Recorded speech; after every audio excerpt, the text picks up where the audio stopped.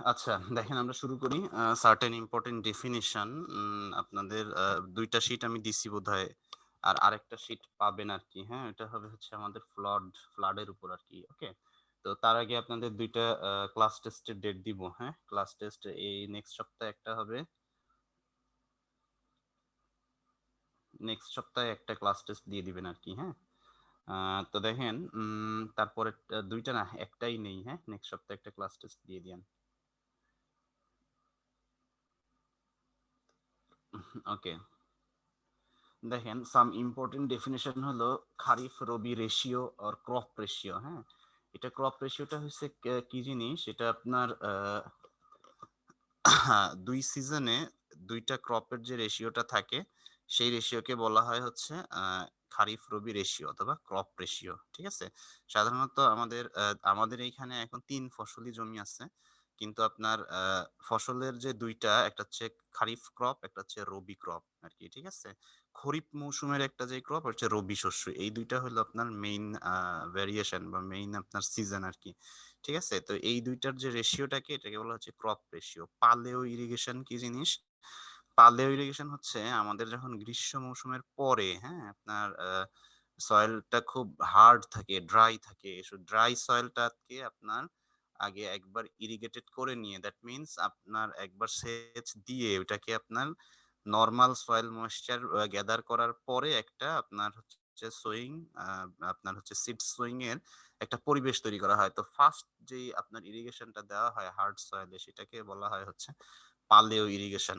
Core watering কি জিনিস? Core watering হচ্ছে ফার্স্ট যেই ওয়াটারিংটা আমরা করি ক্রপে, সেই ওয়াটারিংটা হলো হচ্ছে core watering. First watering in crop. ঠিক আছে? First watering which given in crop that is called core irrigation, হ্যাঁ? ওকে, এখন দেখেন ক্যাশ ক্রপ। ক্যাশ ক্রপ কি আপনারা তো সকলেই জানেন। বলেন তো ক্যাশ ক্রপ কি জিনিস? যে কেউ একজন আমাকে ক্যাশ ক্রপের সংজ্ঞা দেন। What is cash crop?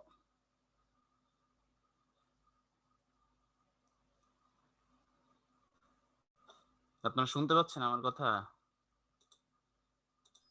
G sir. জি স্যার। হ্যাঁ, তাহলে বলেন না কেন?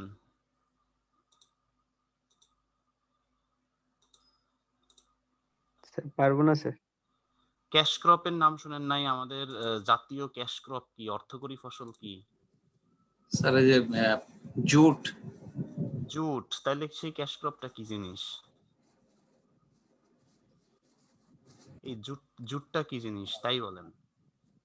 জুটটা এক ধরনের আমাদের অর্থকারী ফসল, মানে যেগুলো ভ্যালুয়েবল কিছু আছে মার্কেটে, আমাদের মার্কেট প্রাইস হাই। উম জুট হতে পারে, তারপরে আমাদের টি হতে পারে, রাইস, এগুলো, সুগার কেন। রাইসকে তো বাংলাদেশে ক্যাশ ক্রপ বলে না, ইন্ডিয়ায় বলতে পারে, বাংলাদেশে বলে না, হ্যাঁ? সুগার কেনটা কি বলে না স্যার? সুগার কেনটাকে বলে, হ্যাঁ, আখ। তাহলে এটা থেকে আপনার হচ্ছে ক্যাশ ক্রপ অরিজিনালি আপনারা কেউই বলতে পারবেন না আসলে ক্যাশ ক্রপটা কি জিনিস? রুম্মানও বলতে পারবেন না?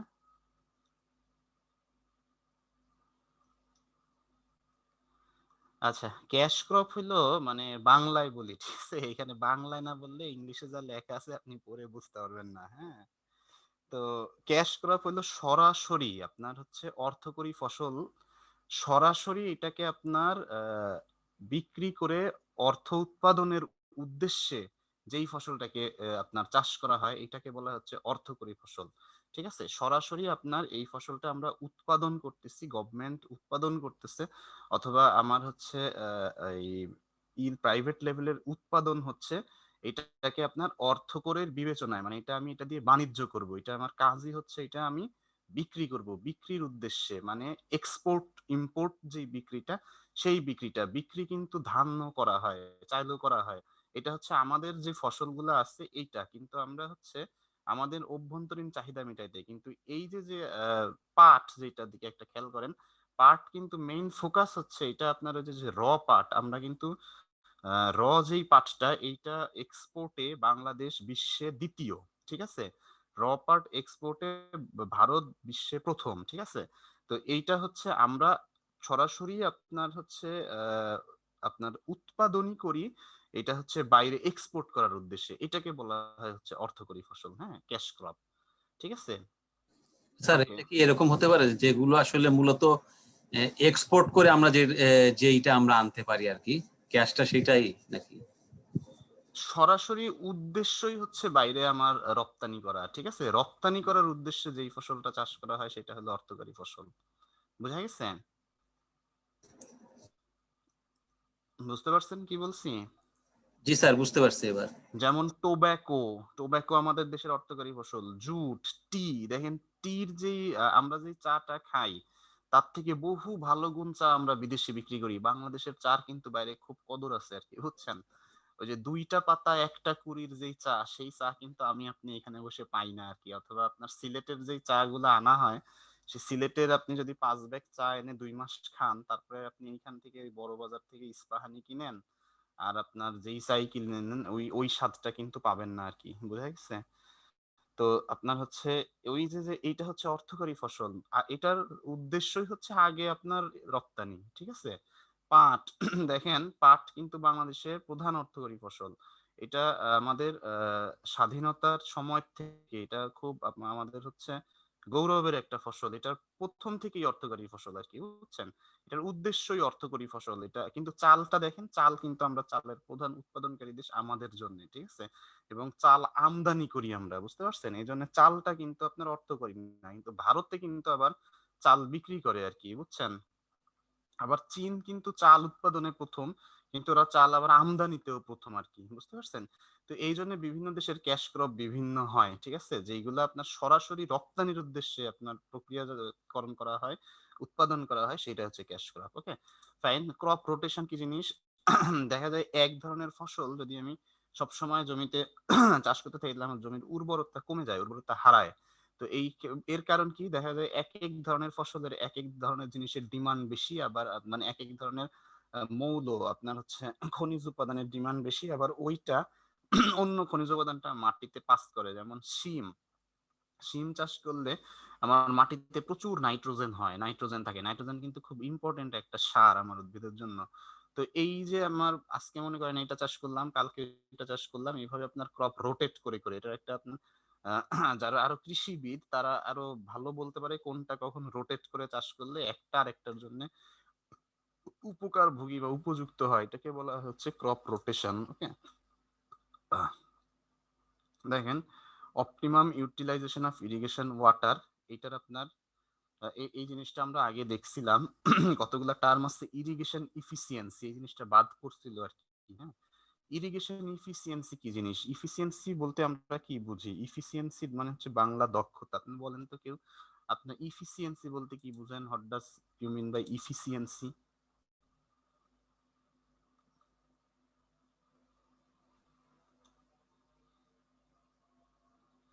ইফিসিয়েন্সি বলতে কি বুঝেন?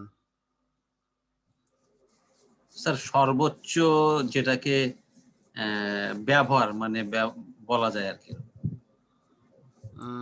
না, সর্বোচ্চ ব্যবহার না, হয় নাই। আর কেউ, অন্য কেউ? এফেক্টিভ ভাবে এরকম স্যার? মানে কনসেপ্ট ক্লিয়ার না, একটু একটু হচ্ছে বা একটু একটু হচ্ছে না, স্যার এরকম। কার্যকারী নাকি? কার্যকারিতা কি? মানে যে কোনো একটা জিনিস ব্যবহারের কার্যকারিতা, মানে এত পরিমাণ ব্যবহার করলে এর কার্যকারিতা। না না না, এটা তো অন্য জিনিস চলে গেল। আচ্ছা আমি বলি, দেখেন কোন জিনিস আপনার হচ্ছে, আমরা মনে করেন কোন জিনিস থেকে 100% মানে আউটপুট পাওয়া সম্ভব না, হ্যাঁ? কারণ প্রত্যেকটা জিনিসের কিছু লস থাকে, প্রত্যেকটা সিস্টেমের কিছু লস থাকে, বুঝতে পারছেন? তো আমার ইফিসিয়েন্সি হলো সেই জিনিসটা 100% ইনপুট দিয়ে কত পার্সেন্ট আমি আউটপুট পাচ্ছি। যেই জিনিস যত বেশি আপনার আউটপুট দিতে পারবে সেই জিনিস তত বেশি ইফিসিয়েন্ট। বোঝা গেছে কি বলছি? জি স্যার। মনে করেন আমি মোটরে ১০০ লিটার তেল দিলাম, ঠিক আছে? থিওরিটিক্যালি আমার ১ লিটার তেলের থেকে আমার তৈরি হয় হচ্ছে ১০ ওয়াট বিদ্যুৎ। তাহলে ১০০ লিটার তেল থেকে আমার কতটুক বিদ্যুৎ তৈরি হওয়ার কথা ছিল? ১০০০ ওয়াট বিদ্যুৎ, ঠিক আছে? কিন্তু আমার মোটরে আমি যখন আপনার তেল দিচ্ছি, তেল দেওয়ার পরে মোটর যখন চলতেছে, তখন এটা চললে তাপ শক্তি উৎপাদন হচ্ছে। এই তাপ শক্তিটা উৎপাদন হচ্ছে আপনার তেল থেকে। তেলের শক্তিটা একটা শক্তি তাপ শক্তিতে রূপান্তরিত হচ্ছে, হ্যাঁ?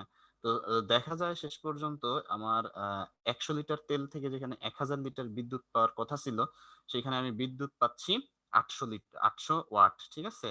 বয়স যত হচ্ছে আমার মোটরের, মেশিনের যত বয়স হচ্ছে, এফিসিয়েন্সি তত কমতেছে। একসময় আস্তে, আস্তে এটা আপনার ৬০০ ওয়াট বিদ্যুৎ উৎপাদন করতেছে। তার মানে এটার ফার্স্ট এফিসিয়েন্সি ছিল 80%, আস্তে, আস্তে কমে এফিসিয়েন্সি আসলো 60%. That is called efficiency. That means after giving 100% input, what percent output it will give to you অথবা it will return to you. ওকে? এটা হচ্ছে efficiency.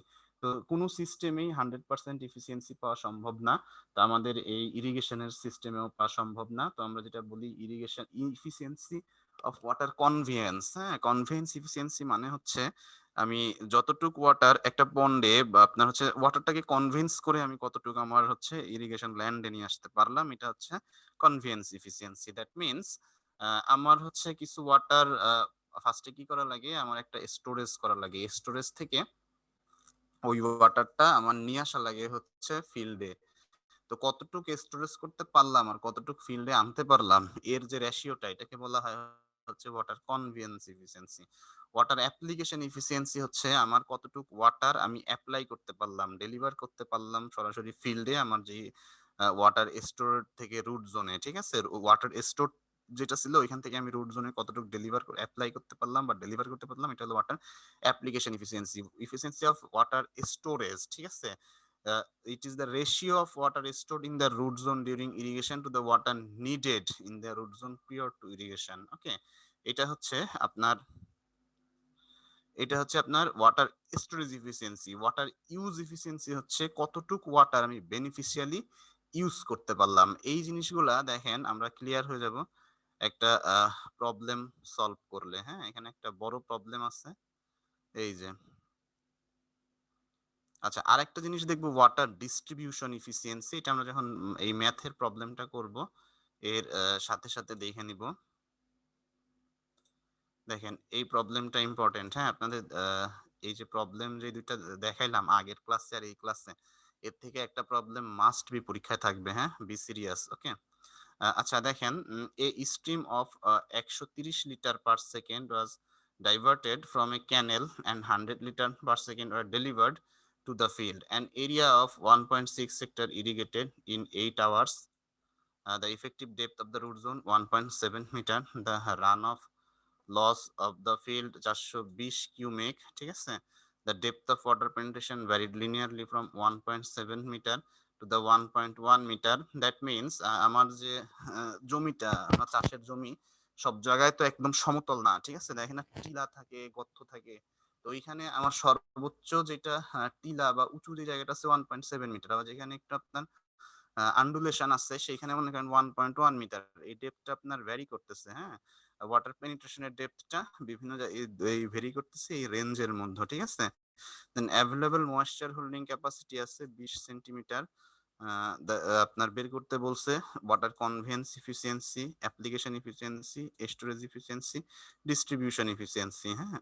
এবং বলে দিছে যে irrigation was started at a moisture extraction level 50% of the available moisture. Okay, তো দেখেন water conveyance efficiency eta c, হ্যাঁ? Conveyance efficiency water delivered to the field by water supplied into the canal at head, the head. That means এই যে water আপনি যে কতটুকু store করছিলেন, হ্যাঁ? বাংলায় যেটা বলে ওয়াটার স্টোর বাই কতটুকু ওয়াটার ডেলিভার করতে পারছেন, 130 বাই 100 ইন্টু 100 ইকুয়াল টু 77%।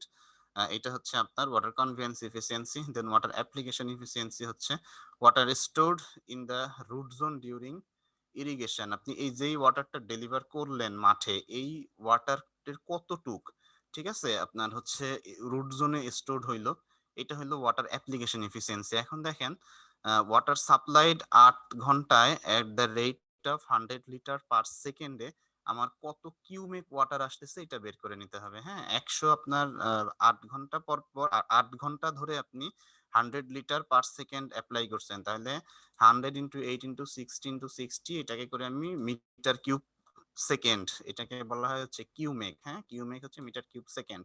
তো এইটা নিয়ে আসলাম, মিটার কিউব আর লিটার, মিটার কিউব আর লিটার হচ্ছে সেম জিনিস।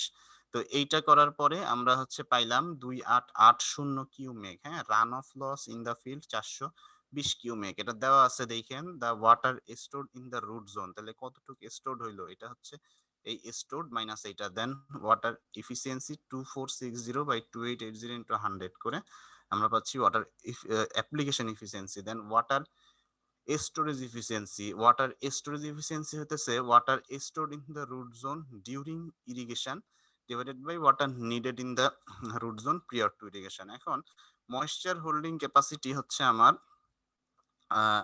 20 centimetre depth of water into 1.7 metre root zone, that means 34 centimetre. কিন্তু এর মধ্যে আবার বলছিল moisture already available in root zone at the time of start irrigation 50%, ঠিক আছে, 50% ময়েশ্চার যখন আমার অ্যাভেলেবেল ছিল তখন তারপরে আমি আবার হচ্ছে আপনার ময়েশ্চারাইজ করছি ফিল্ডটাকে। হ্যাঁ, তার মানে 50% ময়েশ্চার থাকতে আমি আবার ইরিগেশন করছি।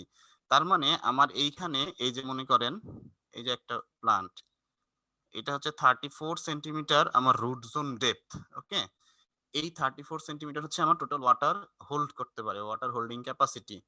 এখন এখানে বলা হয়েছে যে 50% যখন এই ওই ওয়াটারটা আস্তে আস্তে ডিপ্লেনিশ হচ্ছে, হ্যাঁ, ওয়াটার আস্তে আস্তে শেষ হচ্ছে, হতে হতে যখন 50% ওয়াটার শেষ হয়েছে, মানে 50% দ্যাট মিনস আছে, তখন আবার এই ইরিগেশন করা হচ্ছে। দ্যাট মিনস আমাদের এইটা হচ্ছে রুট জোনে ইরিগেটেড করতে হচ্ছে এই 50%, এই 34 total minus 17, that means 17 centimetre. Okay, এই 17 সেন্টিমিটারের জন্য আমাদের হচ্ছে ইরিগেশন করতে হচ্ছে। হ্যাঁ, 70 সেন্টিমিটারে হচ্ছে আপনার কত কিউমেক আসতেছে, 17 by 100 into 1.6 into 10 to the power 4 depth into plot area. আমার 1.6 হেক্টর বলা ছিল, 1 হেক্টর সমান সমান 10 টু দি পাওয়ার 4 মিটার। হ্যাঁ, এটা করে আমি পাচ্ছি মিটার স্কয়ার। হ্যাঁ, এটা করে আমি পাচ্ছি হচ্ছে 2720 কিউমেক। ওকে, দেন এইটা থেকে আমি ওয়াটার স্টোরেজ এফিসিয়েন্সি বের করে ফেলাতে পারতেছি। এবার আসেন ওয়াটার ডিস্ট্রিবিউশন এফিসিয়েন্সিটা কি জিনিস। ওয়াটার ডিস্ট্রিবিউশন এফিসিয়েন্সিটা হচ্ছে কত ইফিসিয়েন্টলি আমি আপনার ওয়াটারটা ডিস্ট্রিবিউটেড করতে পারতেছি। হ্যাঁ, এটা হচ্ছে যত আন্ডুলেশন কম হবে তত ওয়াটার ডিস্ট্রিবিউশন এফিসিয়েন্সিটা ভালো হবে, যত বেশি ফিল্ড আন্ডুলেটেড হবে তত বেশি ওয়াটার ডিস্ট্রিবিউশন এফিসিয়েন্সিটা খারাপ হয়ে যাবে। এই জন্য দেখবেন যখন আপনার ফিল্ডে অনেক বেশি উঁচু নিচু বা অনেক বেশি আপনার আন্ডুলেশন বন্ধুর প্রকৃতির থেকে অনেক বেশি, তখন ফিল্ডটাকে আপনার সমতল করে নেওয়া হয় চাষ দিয়ে আর কি, ঠিক আছে। তো দেখেন water distribution efficiency eta d equal to 1 minus small d by capital d. D means the depth of water stored in the root zone. হ্যাঁ, ডি হচ্ছে depth of water mean depth, that means 1.7.1 এটাকে থেকে আমরা মিন depth বের করলাম। এখন দেখবেন মিন depth থেকে ভেরিয়েশন কতটুকু আসতেছে আর কি। হ্যাঁ, তো আপার লিমিট হচ্ছে 1.7, লোয়ার লিমিট 1.4, এই দুইটা করে মিন ডেপথ থেকে ভেরিয়েশন পাচ্ছি 0.30। হ্যাঁ, দেন 0.1 মাইনাস 0.30 বাই মিন ডেপথ, এটা করে আমি টোটাল ওয়াটার ডিস্ট্রিবিউশন এফিসিয়েন্সি 78.6% বের করে ফেলাচ্ছি। হ্যাঁ, তো এই ছিল আমাদের টোটাল আজকের যে প্রবলেমগুলো আলোচনা করে দিলাম। তো এই জিনিসগুলো একটু দেখে নিয়েন আর কি। হ্যাঁ, আর আপনাদের নেক্সট ক্লাসে ক্লাস টেস্ট হবে, এই নেক্সট শনিবারে ক্লাস টেস্ট আর কি। হ্যাঁ, ক্লাস টেস্টের সিলেবাস স্যার কতটুকুর উপর ক্লাস টেস্ট হবে? সিলেবাসটা আপনার হচ্ছে ফার্স্ট না সেকেন্ড সেটা হচ্ছে আপনারা আলোচনা করে আমাকে জানাই দিবেন। হ্যাঁ স্যার বুঝেন নাই স্যার। সিয়ার আমাকে ফোন দিয়েন, সিয়ার আমার সাথে আলোচনা করে তারপরে জানাই দিবেন আর কি। হ্যাঁ, আচ্ছা আর আজমির আছেন নাকি? জি স্যার আছে স্যার। আজমির এর আগের ক্লাসে প্রবলেম দেখাইছিলেন 4টা, 2টা মানে ল্যাবের আর কি। হ্যাঁ, 2টা সলভ করছিলাম, একটা সলভ আর 2টা সলভ করতে পারি নাই, তাই না? মানে দিছিলাম না সলভ করে, তাই তো? জি স্যার। আচ্ছা, আপনাকে আমি এখন সলিউশনটা দিয়ে দিই আর কি। হ্যাঁ, আচ্ছা, অন্যরা চাইলে লিভ দিতে পারেন, আমার এই ক্লাস আজকে পর্যন্ত এন্ড। সোহাগ একটু মিউট করো ভাই।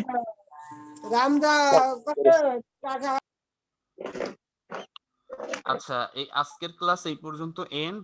যদি কারোর কোনো সমস্যা থাকে তাহলে আপনারা থাকতে পারেন, আর যদি সমস্যা না থাকে আপনারা লিভ নিতে পারেন, সমস্যা নাই। হ্যাঁ, আমাদের আজমিরের একটা সমস্যা ছিল ল্যাবে। আমি এখন এই সমস্যাটা নিয়ে আজমিরকে একটু দেখাই দিব।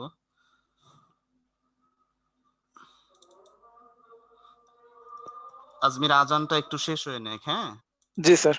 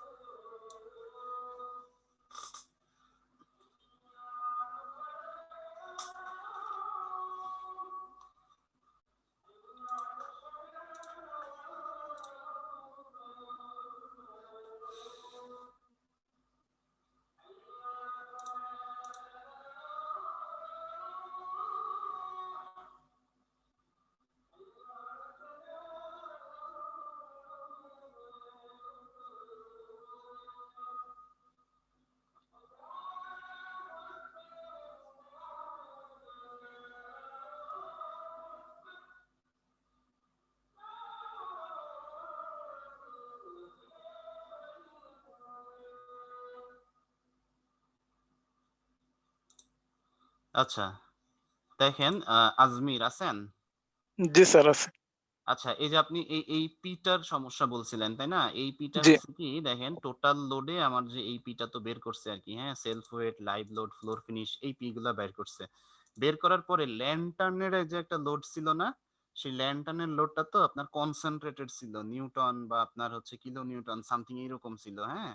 তো জি ওই লোডটাকে আপনার ল্যান্টার্নের যে আপনার পাই আর ল্যান্টার্ন বলতেছে আমার যে টোটাল পাই আর ওইটা দিয়ে ভাগ করছে আর কি, ভাগ করে এটাকে পিএসএফ করে নিচ্ছে। হ্যাঁ, কারণ এই যে এই লোডটা তো আমার পাউন্ড পার স্কয়ার ফিটে আছে, তো এই লোডটা আপনার যতটুকুই আসুক না কেন, দ্যাট মিনস ওই লোডটা টোটাল বড় এরিয়ায় কিভাবে ডিস্ট্রিবিউট হচ্ছে ওইটা করে এটার সাথে অ্যাড করছে। হ্যাঁ, এইভাবে আপনার টোটাল পিটা আসছে। স্যার, এই আর এই টোটাল লোড যেটা বেরোচ্ছে এখন পাই আর দিয়ে ভাগ করার পরে হ্যাঁ, ওটা হ্যাঁ, হ্যাঁ, পাউন্ড পার ফিটে হয়ে যাবে না তখন তাইলে? মানে এখন তো পাউন্ড পার স্কয়ার ফিট আছে হচ্ছে 62.50, হ্যাঁ, যখন হচ্ছে আর মানে রেডিয়াস না স্যার ওটা, পাই যখন একটা আর ফিট। জি পাই পাই আর, পাই পাই আর স্কয়ার হবে। হ্যাঁ, এখানে হয়তো একটু ভুল আছে আর কি, বুঝছেন? পাই আর স্কয়ার। দেখেন আপনার টোটাল লোডটা আপনি দ্যাট মিনস টোটাল দুইটাই হচ্ছে এক ইউনিটে নিয়ে নেবেন। যদি আপনার ওইখানে পাউন্ড পার ফিটে থাকে তাইলে আপনি পাই আর দিয়ে পরিধি দিয়ে ভাগ দিবেন। আর যদি মনে করেন হচ্ছে শুধু পাউন্ডে থাকে তাহলে পাই আর স্কয়ার দিয়ে ভাগ দিবেন আরকি। ঠিক আছে? দ্যাট মিনস দুইটা আপনি এক ইউনিটে নিয়ে নিবেন।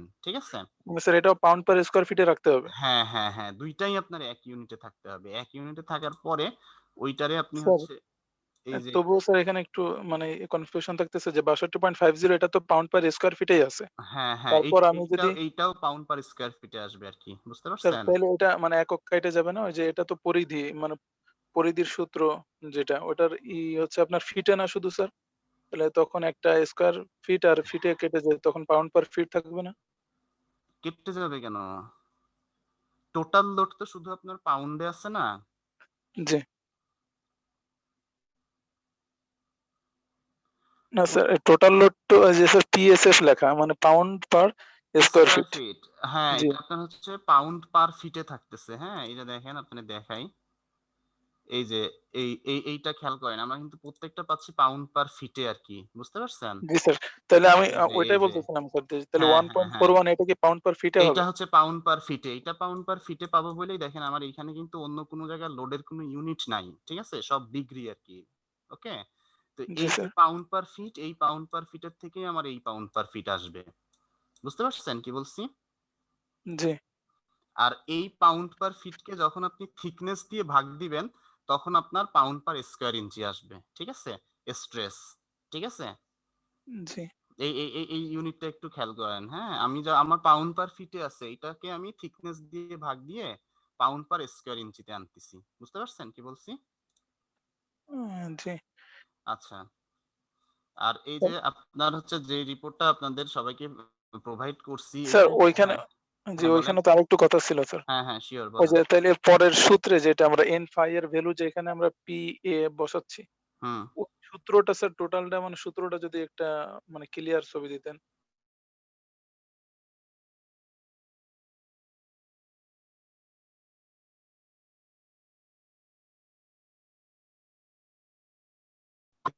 লাস্ট জি তাহলে স্যার ওই সূত্রটা তো ক্লিয়ার তো নাই। আমি তাহলে সূত্রটা লিখে জি তারপরে স্যার ওইটা আপনাকে ভালো বলি। হয়। হ্যাঁ, হ্যাঁ এর এটা আমি থেকে যেটুকু ক্লিয়ার ছবিটা বুঝতে নাই। পারতেছিলাম ওইভাবে লিখছি কিন্তু মানে এটা আচ্ছা মিলতেছে হইছে না। কি মনে করেন আমার কাছে একটু কম ক্লিয়ার আপনাদের আবার দিছি তখন হয়তো একটু রেজোলিউশন কমে জি। দেখা যাচ্ছে না আরকি, হ্যাঁ? তো আমি এটা আপনাদের লিখে প্রোভাইড করে দিব আজমির সমস্যা নাই। আমি তোমার ওই স্যারের মেইলটাই ফরওয়ার্ড করে দিব না তাহলে। ওটাতে কি বোঝা যাবে? স্যার এখন যেটা স্ক্রিন শেয়ার করছে এইখানেও বুঝতে পারতেছি না। এখানে এটাতেও একটু গোলাগুলা। এইটাতে করার কথা। এটা কিন্তু ক্লিয়ার দেখা যাচ্ছে। দাঁড়ান আমি তাহলে আবার স্যার আপনি একটু দেখাই। যদি মুখে বলতেন তাহলে আমি লিখে নিতাম এখনই। মানে দেখে হ্যাঁ, হ্যাঁ, লিখে হ্যাঁ নিতাম। শিওর সমস্যা নাই। আচ্ছা আপনি লেখেন n phi equal to G, minus minus 2 PA by sin phi I phi i into into sin phi I plus phi 0 divided by 2 sin phi i plus phi 0 divided by 2 0 divided by into 2 sin phi I minus phi 0 divided by 2 phi i minus phi 0 divided by 2 হ্যাঁ minus minus p sin phi 0 phi 0 by sin square phi I sin square phi i হ্যাঁ বলেন তো আপনি এবার আমি একটু শুনি। Minus 2 pa divided sin phi i hmm into sin phi i plus phi 0 divided 2 hmm into sin phi i minus phi 0 divided 2 hmm minus p sin phi 0 divided sin square phi i. আচ্ছা ঠিক আছে এবার লেখেন সার্কামফারেন্সিয়াল force